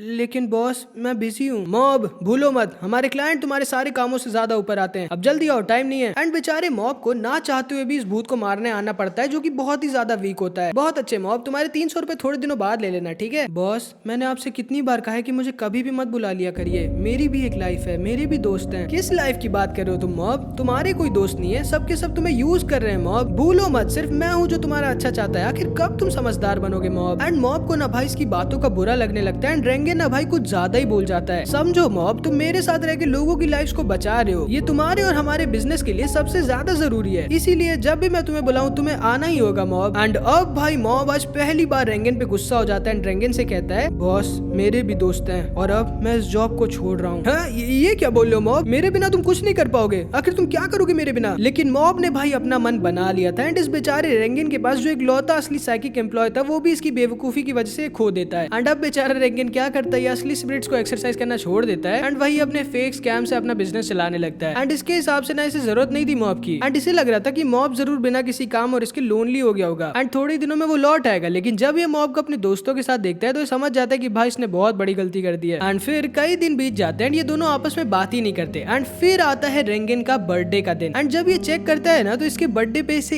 एक भी विश नहीं आई होती एंड ये समझ जाता है कि मॉब ने ये असली लोनर है भाई। एंड फिर ना इसके दिन काफी दुख भरे बीतने लगते हैं। लेकिन फिर एक दिन रेंगेन को मौका मिल जाता है टीवी पे अपने घोस्ट एक्सोर्सिज्म को दिखाने का, उस पे बात करने का। एंड रेंगेन खुश हो जाता है कि इसे लगा था क्योंकि अब तो ये फेमस हो जाएगा। लेकिन इस बेचारे को ये पता नहीं था कि इसके साथ आगे क्या होने वाला है। ये और दो साइकिक वहाँ पर बैठे थे जब एक बच्चे को यहाँ पर लाया जाता है एंड कहा जाता है इस बच्चे के ऊपर कोई घोस्ट ने कब्जा कर कर लिया है एंड इससे ये भी कहा जाता है कि ये बच्चा एक्टिंग कर रहा है एंड रेंगन को बस एक्टिंग करनी इसके ऊपर के घूस को मारने के। एंड फिर क्या भाई, रेंगन खुश होकर शुरू हो जाता है अपना सारा कर्तव्य दिखाना। आधे घंटे तक रेंगन इस बच्चे के ऊपर अपना सारा का सारा तिगड़म करता है लेकिन ये बच्चा ठीक ही नहीं होता। एंड तभी इस टीवी सीरियल का होस्ट कहता है, ठीक है मिस्टर रेंगन, अब आप जाके बैठ जाइए। क्या, लेकिन आपने तो कहा था। प्लीज मिस्टर रेंगन, हम लाइव हैं, जल्दी जाके बैठ जाइए, टाइम वेस्ट मत करिए। और एंड तब खड़ा होता है ये मिस्टर बॉब, ये बुड्ढा जिसका ये पूरा का पूरा प्लान था। आखिर मैं इस बच्चे के ऊपर के भूत को कैसे मारूं जब इसके ऊपर कोई भूत ही नहीं है। एंड तब ये बच्चा अपनी एक्टिंग रोक देता है एंड ये भाई मॉब और इन सब का प्लान था। पहले एक फेक साइकिक को दिखाना और फिर बॉब को सही बताते हुए दिखा के बॉब की तारीफ करवाना और खुद की टीआरपी को बढ़ाना। एंड इन लोगों ने इनके खुद के फायदे के लिए बेचारे रेंगन की तगड़ी बेइज्जती करवा दी होती है, एकदम एक जोकर वाली इमेज बना दी होती है इसकी पूरी दुनिया के सामने। रेंगन बेचारा मुंह दिखाने लायक नहीं बचता एंड छुप छुप के रहने लगता है। पूरी कंट्री में एक फ्रॉड के नाम से फेमस हो जाता है एंड जितने भी लोग इससे बात किया करते ना, जो भी इसके क्लाइंट्स थे, सबके सब इससे बात करना छोड़ देते हैं। एंड बेचारे रेंगन को काम तक मिलना बंद हो जाता है। इसके घर वाले इससे फोन करके कहने लगते हैं कि वापस आ जाए, लेकिन अब ये बेचारा क्या ही कर सकता था। एंड सच में भाई इसके दिन बहुत ही ज्यादा खराब बीत रहे होते। लेकिन फिर एक दिन क्योंकि इतना फेमस हो गया होता है, मीडिया वाले से मौका दे देते एक प्रेस कॉन्फ्रेंस करने की, जिसके लिए रेंगन को ना चाहते हुए भी मानना पड़ता है क्योंकि ये सोचता है ये शायद इसे एक मौका मिला अपनी इमेज को सुधारने का। एंड अब जाके मॉब को भी रेंगन की सिचुएशन का पता चल जाता है एंड अगले दिन हम देखते हैं रेंगन तैयार होता है अपनी प्रेस कॉन्फ्रेंस के लिए ताकि ये अपनी थोड़ी बहुत इमेज को सही कर सके। लेकिन पहली बार इतनी सारे लाइट कैमरा को देख के रेंगन ना एकदम थोड़ा डर जाता है एंड बेचारा पहली लाइन गलत बोल देता है। रेंगन, हेलो, नाम मेरा है।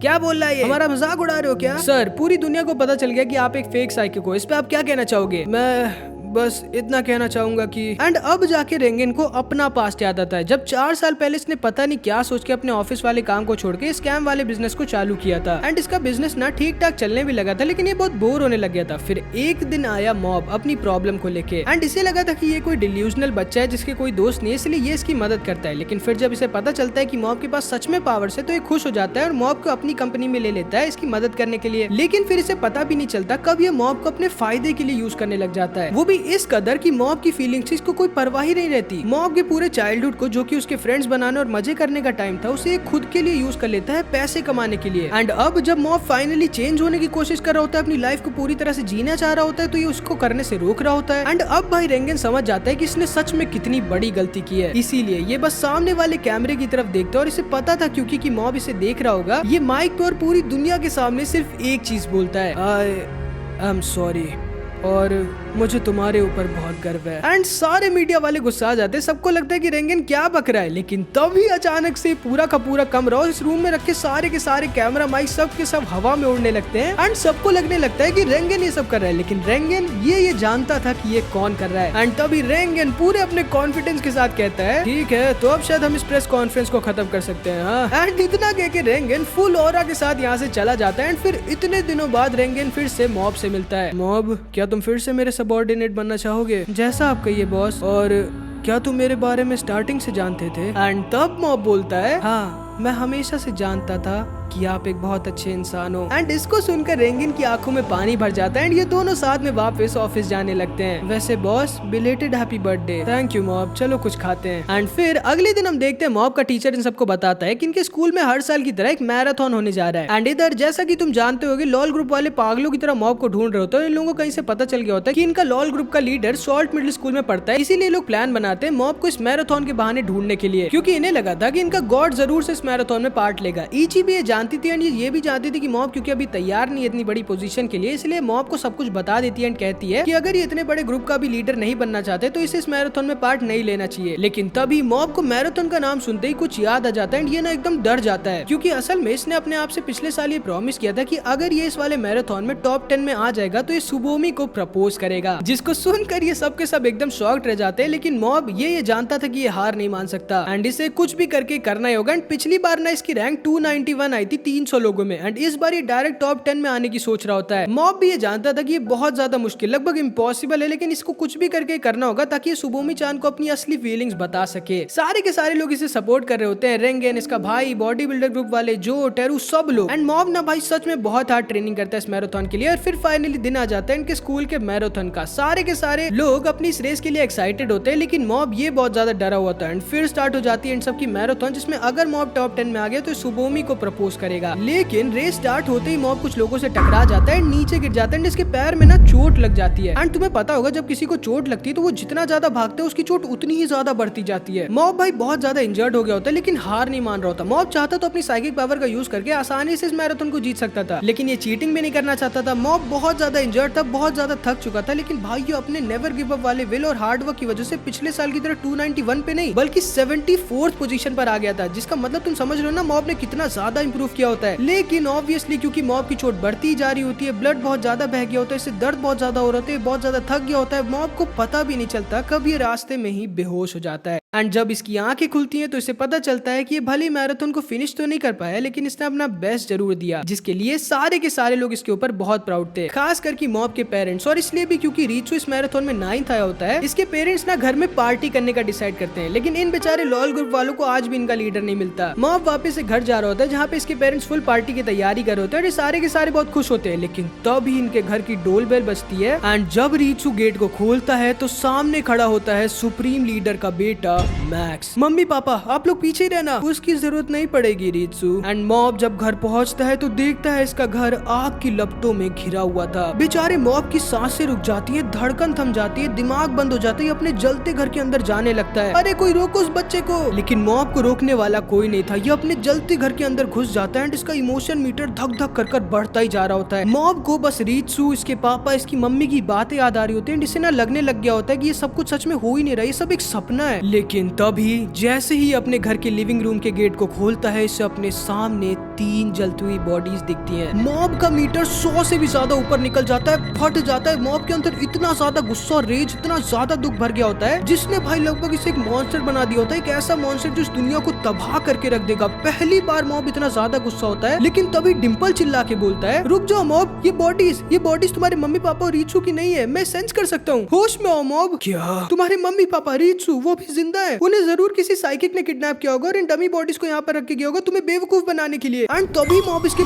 पूरे शहर को अपने साइकिक पावर से स्कैन कर देता है, भाई ये देखने के लिए कि इसके आसपास कोई साइकिक पावर वाले लोग हैं कि नहीं। मिल गए वो मुझे, थैंक यू डिम्पल। एंड इसकी आंखों में ना आंसू आ जाते हैं जब इसे थोड़ा सा रिलीफ मिलता है। एंड फिर अगले ही पल मॉब इन दोनों साइकिक के सामने होता है। एक मिनट, तुम तो वही बच्चे हो जिसे हमें किडनैप करने के लिए एंड तभी मॉब भाई एक को बिना कुछ बोले ही निपटा देता है। एंड असल में ना ये दोनों क्लब के टॉप कमांडर्स, अपर स्कार्स में से एक होते हैं, जो इस वर्ल्ड के सबसे ज्यादा स्ट्रॉन्ग साइकिक्स होते हैं। एंड इधर हम देखते हैं टेरू के ऊपर भी एक अपर स्कार मेंबर अटैक कर देता है। कहाँ है मेरी फैमिली? तुमने भले ही उसे एक बार में हरा दिया, लेकिन मुझे हल्के मत लो। एंड मॉब के एक ही पंच में तुरंत ही हल्का हो जाता है। मुझे नहीं पता, हम तुम्हारे घर गए थे तुम्हें और तुम्हारे भाई को किडनैप करने के लिए, लेकिन तुम्हारा घर पहले से ही जल रहा था। एंड मॉब को ना समझ नहीं आता कि आखिर कौन है जिसने इसकी फैमिली पर अटैक किया। एंड तभी हम देखते हैं तो वहां पर आ जाता है। एंड इसके साथ ना रेजर भी होता है जो मॉब को लेके इन सब के पास आ जाता है। एंड असल में क्लॉ ने रेंगेन, टेरू और इन सारे पुराने क्लॉ मेंबर्स के ऊपर अटैक करवाया था, जो कि किसी तरह से बच के यहाँ पर आ गए थे। एंड डिम्पल इन सबको मॉब की फैमिली के बारे में बताता है। एंड रेंगेन सिर्फ एक चीज कहता है, मॉब चिंता मत करो, मुझे यकीन है तुम्हारी फैमिली ठीक है। मुझे लगता है जिसने भी तुम्हारे घर पर अटैक किया था उनका मिशन था तुम्हारी फैमिली को, उन दोनों क्लॉ मेंबर्स और पूरी क्लॉ ऑर्गेनाइजेशन से बचाना। एंड क्योंकि मॉब अपने मास्टर पर पूरा यकीन करता था, इसलिए अब जाके सांस में सांस लेता है एंड वहीं पर बेहोश हो जाता है। एंड टेरू ये इस आदमी को टॉर्चर करके सारी की सारी इन्फॉर्मेशन निकलवा लेता है कि क्लॉ और सुप्रीम लीडर ने इन सब पर अटैक करवाया था इन्हें खत्म करने के लिए। एंड क्लॉ के सुप्रीम लीडर सुजुकी का प्लान होता है इस पूरी की पूरी दुनिया पर रूल करना। एंड सुजुकी के पास ना इस समय 600 से भी ज्यादा सुपर स्ट्रॉन्ग साइकिक पावर वाले सोल्जर्स होते हैं। एंड सुजुकी भाई अलग ही लेवल पर स्ट्रॉन्ग होता है। एंड अब इधर हम क्लॉ के सुप्रीम लीडर सुजुकी को देखते हैं, जो एक अपर स्कार हथौड़ी की साइकिक पावर की मदद से इनकी पूरी की पूरी कंट्री के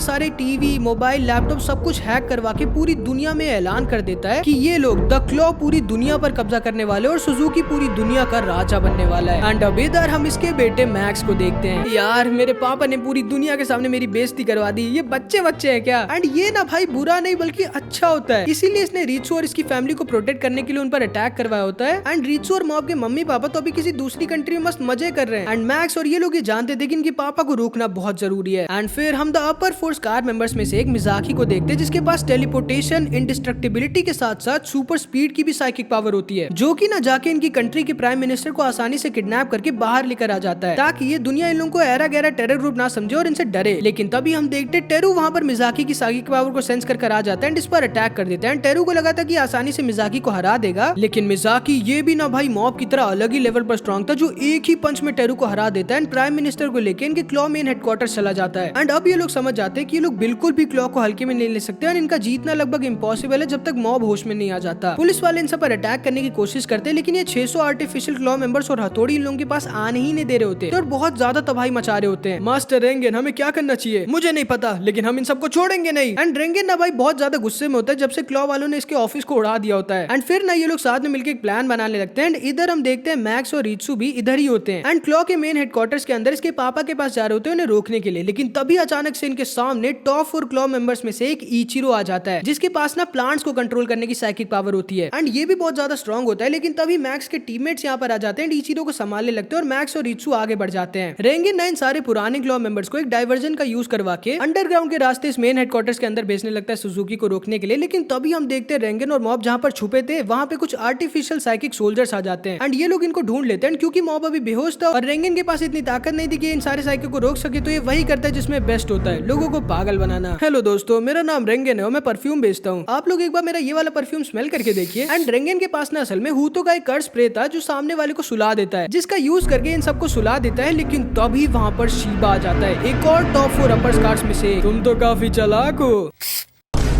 और तुम काफी बेवकूफ। एंड फिर रेंगन मॉब को लेके वहां से जाने लगता है, लेकिन तभी शीबा, क्योंकि भाई कोई नॉर्मल इंसान नहीं होता है, किसी तरह वापस से होश में आ जाता है एंड पूरा पगला जाता है एंड ये ना मॉब के ऊपर अटैक कर देता है। लेकिन तभी डिम्पल किसी तरह मॉब की बॉडी के अंदर घुस जाता है और मॉब को लेके वहां से भागने लगता है एंड शीबा इसके पीछे पड़ जाता है। एंड इधर हम देखते हैं टेरू और इसकी टीम को ढेर सारे क्लॉ मेंबर्स घेर लेते हैं एंड इधर मैक्स को तीनों दोस्तों को इचिरो आसानी से हरा देता है। एंड इतना ही नहीं, इधर इन सारे प्रीवियस क्लॉ मेंबर्स को, जो कि अंडरग्राउंड के रास्ते से क्लॉ के मेन हेडक्वार्टर्स में अंदर घुसने की कोशिश कर रहे थे, इनके सामने मिजाकी आ जाता है, जो कि ऑब्वियसली इन सबकी बैंड बजाने वाला था। एंड इधर मॉब और डिम्पल को शीबा बहुत गंदा मारा होता है और ये सब के सब ना बहुत ही गंदा हारे होते हैं। लेकिन तभी हम देखते हैं इधर मॉब के पास ये बॉडी बिल्डर ग्रुप वाले आ जाते हैं। मॉब को बचाने के लोग शीबा से लड़ जाते हैं, जो कि ना अपनी साइकिक पावर्स का यूज करके अपनी मसल्स को बहुत ज्यादा स्ट्रॉन्ग बना देता है और इन सबको बहुत गंदा बजा देता है। एंड ये ना भाई मॉब को मारने वाला होता है, लेकिन तभी हिरोशी, इनके बॉडी बिल्डर ग्रुप का लीडर, मॉब को बचा लेता है। एंड ये ना भाई मॉब को कुछ भी होने नहीं देने वाला था, लेकिन क्योंकि इसका सामना एक बॉडी बिल्डर साइकिक से हो रहा था, इसलिए शीबा को रोक नहीं पा रहा होता। लेकिन तभी ये बोलता है, नहीं, मैं ऐसे मॉब को मरने नहीं दे सकता।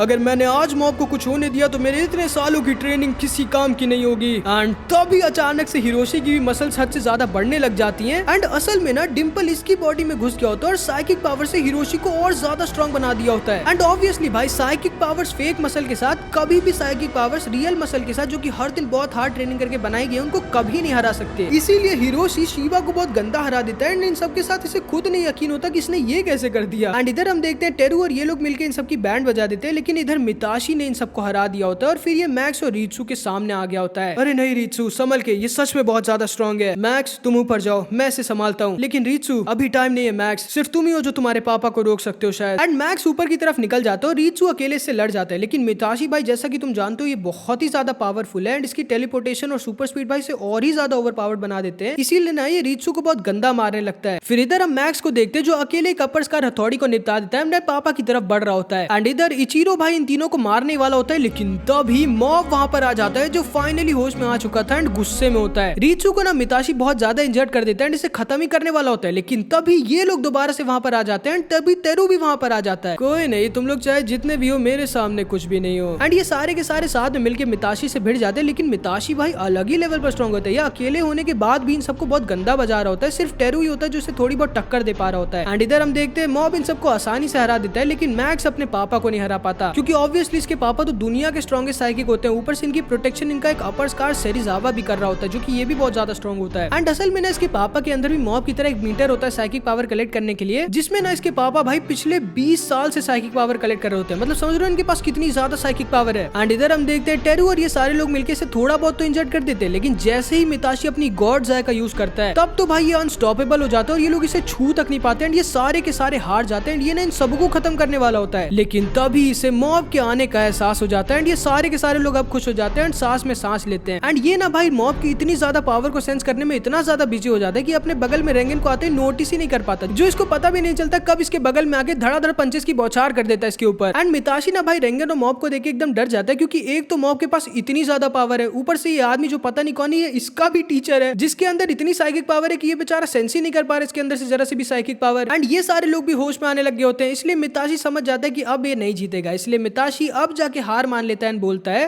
ठीक है मैं हार मानता हूँ, मैं वैसे भी दुनिया पे कब्जा उब्जा नहीं करना चाहता था, मैं तो बस मजे के लिए सब कुछ कर रहा था। क्या तुमने सिर्फ अपने मजे के लिए इतने सारे लोगों को इतना परेशान किया? एंड मॉब से भाई इसकी एकदम फट जाती है एंड ये भाई डर के मारे तुरंत ही वहां से निकल जाता है एंड अब ये वापस नहीं आने वाला। एंड अब ना भाई जब मॉब रीचू को देख लेता है और इसे पता चल जाता है कि इसके पेरेंट्स सेफ हैं, तब जाके अब इसका गुस्सा ठंडा होता है एंड फिर मॉब सुप्रीम बॉस की तरफ आगे बढ़ने लगता है। रुको मॉब, हम भी तुम्हारे साथ चलेंगे। हाँ भैया, हम भी आपकी मदद करेंगे। जिस पे मॉब कहता है नहीं सॉरी, मैं कहना तो नहीं चाहता लेकिन तुम लोग मेरे लिए और दिक्कत बढ़ा दोगे, वहाँ ऊपर जो है वो शायद मुझसे भी ज्यादा स्ट्रॉन्ग है, इसलिए मुझे अकेले ही जाना होगा। एंड ये लोग बेचारे समझ जाते हैं कि मॉब सही कह रहा है। एंड फिर हम देखते हैं मॉब जब ऊपर जा रहा होता है तब इसे रास्ते में सेरिज़ावा मिलता है, जो कि थोड़ा बेवकूफ होता है एंड ये प्राइम मिनिस्टर को नीचे छोड़ने जा रहा होता है, क्योंकि इसे पता ही नहीं था कि ये प्राइम मिनिस्टर इनका हॉस्टेज था। तुम ऊपर क्यों जा रहे हो बच्चे? सुप्रीम लीडर को रोकने के लिए। क्या? मैं तुम्हें मेरे मास्टर को छूने तक नहीं दूंगा। एंड सेरिज़ावा ना भाई एक लोनर था, जो कि 25 साल तक अपने घर में छुप कर रहता था और गेम खेलता रहता था, क्योंकि इसके पास बहुत ज्यादा साइकिक पावर थी, इसीलिए ना लोग इससे डरते थे, कोई भी इससे दोस्ती नहीं करता, तो सब इसको पागल और अजीब बुलाते थे, जिसकी वजह से थोड़ा बहुत सच में पागल हो गया था और जो भी इसके पास आता था ना उसे इंजर्ड कर देता था। इसने एक बार अपनी मम्मी तक पर अटैक कर दिया था। लेकिन फिर एक दिन इससे मिलने सुजुकी आता है। चले जाओ यहाँ से, अगर इंजर्ड नहीं होना चाहते हो तो। मैं खतरनाक हूँ, मुझसे दूर रहो। नहीं सेरिज़ावा, तुम बिल्कुल भी खतरनाक या अजीब नहीं हो, तुम भी नॉर्मल हो, बिल्कुल मेरी तरह। नहीं, चले जाओ यहाँ से। एंड सेरिज़ावा इसके ऊपर अपनी साइकिक पावर से अटैक कर देता है, लेकिन सुजुकी अपनी साइकिक पावर से इसके अटैक को रोक देता है, जिसको देखकर एकदम शॉक्ड रह जाता है कि अकेला नहीं है जिसके पास साइकिक पावर है इस दुनिया में। एंड फिर सुजुकी इसकी मदद करता है इस कमरे से बाहर निकल के एक नई लाइफ स्टार्ट करने में, क्योंकि सुजुकी ना बस सेरिज़ावा की पावर्स को यूज करना चाहता था, लेकिन ये चीज सेरिज़ावा को पता नहीं थी, इसलिए सेरिज़ावा इसकी सारी बातें मानता है और हर वो चीज करता है जो कि सुजुकी से करने के लिए कहता है, चाहे वो बुरे काम ही क्यों ना हो। एंड सेरिज़ावा को ना चाहते भी वो सब करना पड़ता है, क्योंकि ये ना एक बहुत अच्छा इंसान होता है। एंड सुजुकी ने सेरिज़ावा को ये अम्ब्रेला दिया होता है, जो कि आज तक इसके पास होता है। मॉब इससे कहता है आपको समझना होगा, आपका मास्टर आपको यूज कर रहा है। ये बात तुम्हारे मुंह से अच्छी नहीं लग रही मॉब। हाँ तो क्या हुआ, उन्होंने मेरी जान बचाई थी, तो क्या इससे उन्हें और तुम्हें हक मिल जाता है दूसरों की लाइफ को तबाह करने का? चुप रहो। एंड तभी ये इस पर अटैक कर देता है एंड ये दोनों के दोनों आपस में टकरा जाते हैं। एंड सेरिज़ावा ना भाई थोड़ा सा पागल होता है, अगर आपको एक नई जिंदगी स्टार्ट करनी थी तो आपको एक अच्छी लाइफ स्टार्ट करनी होगी। एंड तभी सेरिज़ावा इसके ऊपर अपनी सारी की सारी साइकिक पावर से अटैक कर देता है एंड मॉब भी इसके ऊपर अपना बहुत ज्यादा स्ट्रॉन्ग साइकिक एनर्जी का यूज कर देता है, जिससे इन दोनों का एक दूसरे की मेमोरीज दिखने लगती है। एंड ये दोनों समझ जाते हैं कि ये दोनों एकदम सेम थे, इन दोनों की सेम लाइफ थी, लोनली थे, कोई दोस्त नहीं थे, खुद को अजीब समझते थे, लेकिन फिर मॉब ने अच्छे लोगों को एक अच्छे रास्ते को चुना, इसलिए अब ये खुश है। वही सेरिज़ावा क्योंकि इसने गलत रास्ता चुना था, जिसकी वजह से अंदर ही अंदर बहुत दुखी है, क्योंकि ये भी अंदर से जानता था कि ये गलत काम कर रहा है। एंड तभी मॉब इससे कहता है आपके पास अभी भी मौका है एक अच्छी लाइफ को चुनने का, मैं आपसे दोस्ती करूंगा, मेरे सारे दोस्त आपसे दोस्ती करेंगे। एंड फिर इधर हम देखते हैं मैक्स अपने पापा से कहता है पापा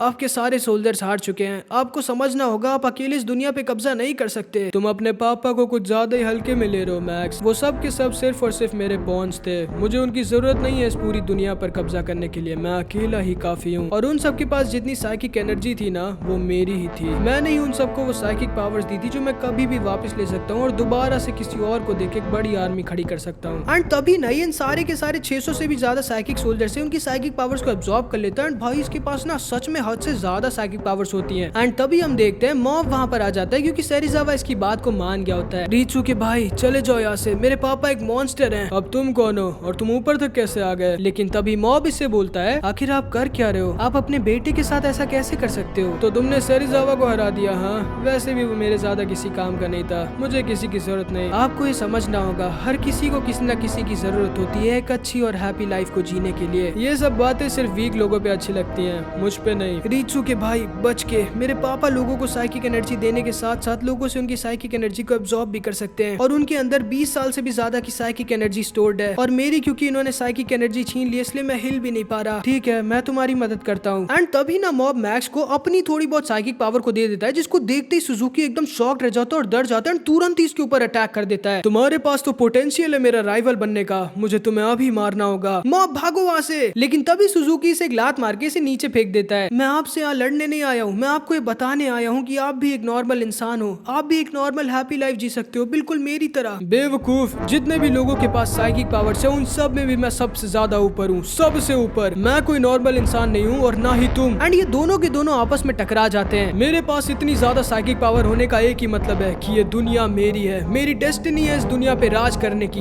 एक गॉड बनने की। एंड सुजुकी ना भाई मॉब को बहुत ज्यादा इंजर्ड कर देता है एंड मॉब समझ जाता है कि अगर ये अभी भी होल्ड बैक करेगा तो ये मारा जाएगा और ये ऐसे इसकी बात को नहीं सुनने वाला है। एंड इसीलिए मॉब भी भाई, क्योंकि इसके सामने इतना स्ट्रॉन्ग अपोनेंट था, ये भी अपनी पावर को बिना होल्ड बैक किए यूज करने लगता है। एंड पहली बार मॉब को किसी के साथ फाइट में मजा आने लगती है। तो तुम भी मेरी तरह हो, क्यों है ना? तुम्हें भी मजा आ रही है अपने से टक्कर के इंसान से लड़ने में, क्यों? लेकिन जब मॉब रित्सु को डरा हुआ देखता है, उसे वो टाइम याद आ जाता है जब इसने अपनी पावर्स को अपने ऊपर हावी होने दिया था एंड अपने भाई को इंजर्ड कर दिया था। इन लोगों को यकीन नहीं हो रहा था कि ये दोनों भाई कितने अलग ही लेवल पर स्ट्रॉन्ग है। लेकिन तभी हम देखते हैं मॉब रोने लगता है एंड सुजुकी से बोलता है, मुझे माफ करिएगा लेकिन मैं आपकी मदद नहीं कर सकता, मुझे आपको हराना ही होगा। एंड इस लेवल का ऑरा फॉर्म मॉब ने किया होता है भाई कि मैं क्या ही बताऊं, अपने अपोनेंट के लिए उसे हराने से पहले ही रो रहा है। भाई साहब रो मत और मुझे कमजोर मत समझो लड़के। एंड ये दोनों के दोनों फिर से आपस में टकरा जाते हैं, लेकिन तभी मॉब इसको ढेर सारी बिल्डिंग में लॉक कर देता है, बिल्कुल पेन के चिबाकू टेंसे की तरह, जिसके अंदर से सुजुकी भी बिल्कुल नारुतो के 8 टेल की तरह बाहर निकलता है, लगभग पूरी पावर का यूज करने लगता है जो कि इसने 20 सालों में अपने अंदर भरी थी। एंड भाई इसका पूरा फॉर्म बदल गया होता है, मॉब का भी भाई मीटर फट गया होता है, सुजुकी भी अपने 100% पावर से लड़ रहा होता है। भाई क्या ही फाइट होती है इनके बीच। लेकिन तभी हम देखते हैं क्योंकि सुजुकी अपनी इतनी ज्यादा जो इसने 20 साल से जमा की साइकिक पावर थी उसे एक बार में यूज कर होता है, इसकी बॉडी उसे संभाल नहीं पाती और ये ना फटने वाला होता है। अब सारे लोग भागे यहाँ से, ये सारे के सारे वहाँ से भागने लगते हैं, लेकिन मॉब यहाँ से नहीं भागता। क्या कर रहे हो तुम नहीं भागने वाले? नहीं, मैं आपको ऐसे नहीं मरने दे सकता। एंड मॉब ना भाई इसके अंदर की पावर को एब्जॉर्ब करने लगता है। तुम जानते हो ना तुम इतनी ज्यादा पावर को एब्जॉर्ब नहीं कर सकते, तुम भी मेरी तरह फट जाओगे, निकल जाओ यहाँ से। एंड सुजुकी को यकीन नहीं होता कि मॉब भाई कितना अच्छा इंसान है एंड इसमें जरा सा भी घमंड नहीं, जबकि ये इतना ज्यादा स्ट्रॉन्ग है। सुजुकी को अपने लास्ट मोमेंट्स में अपनी वाइफ की याद आने लगती है, जो कि एक लौती ऐसी इंसान थी जो इसे सच में प्यार किया करती थी। लेकिन जब ये अपनी पावर्स की वजह से अंधा हो गया तो उसकी वाइफ ने इसको छोड़ दिया था। एंड मॉब को भी ना इसकी मेमोरीज दिख रही होती है जब इसकी पावर को एब्जॉर्ब कर रहा होता है, तो ये सुजुकी से बोलता है, चिंता मत करिए, आपके पास अभी भी मौका है सब कुछ ठीक करने का। एंड तभी भाई एक बहुत बड़ा ब्लास्ट होता है सुजुकी के अंदर जितनी ज्यादा साइकिक पावर थी उसकी वजह से। लेकिन मॉब और सुजुकी दोनों बच जाते हैं भाई। जैसा कि तुम्हें याद होगा रेंगेन ने जो मॉब को ब्रोकली वाली सीड्स दी थी जो मॉब ने अपने आगे वाली जेब में रखी थी, उसने भी ना मॉब के साथ साथ सुजुकी की आधे से ज्यादा पावर को एब्जॉर्ब कर लिया था और एक बहुत बड़ी ब्रोकली बन गई थी भाई। एंड इस तरह इन दोनों की इतनी खतरनाक फाइट खत्म हो जाती है। एंड फाइट के बाद हम देखते हैं सुजुकी कहाँ चला गया किसी को भी नहीं पता, मे बी वो एक नई लाइफ स्टार्ट करने चला गया, एक अच्छी लाइफ अपनी वाइफ को मना के उसके साथ जीने। सुजुकी की सारी प्रॉपर्टी मैक्स को मिल जाती है जो मॉब के घर को दोबारा से नया जैसा बनवा देता है। सेरिजावा ने भी रेंगेन की स्कैम कंपनी को ज्वाइन कर लिया होता है एंड साथ ही साथ एक स्कूल भी। लॉल ग्रुप वाले बेचारे अभी भी मॉब को ढूंढ रहे होते हैं। डिम्पल और मॉब बहुत अच्छे दोस्त बन गए होते हैं। कुराता फाइनली मॉब और सबकी हेल्प से एलियन से भी मिल जाती है एंड हमारे मॉब भाई ने अपनी पूरी हिम्मत के साथ सुबोमी को प्रपोज कर दिया होता है, लेकिन उसने इसे मना कर दिया होता है। लेकिन ये दोनों अच्छे दोस्त जरूर बन गए होते हैं। एंड लास्ट में हम लोग देखते हैं ये लोग साथ में रेंगेन के बर्थडे को मनाते हैं जिसमें मॉब पूरी खुशी के साथ हंस रहा होता है। एंड क्या ही कमाल की हैप्पी एंडिंग होती है इस एनिमे की। आई होप कि तुमको ये एनिमे अच्छी लगी होगी। नेक्स्ट वीडियो मैजिकलेस बॉय की होगी पक्के से, तो तैयार रहना। अब मिलते हैं अगली वीडियो में, तब तक के लिए अपना ख्याल रखना, बाय बाय।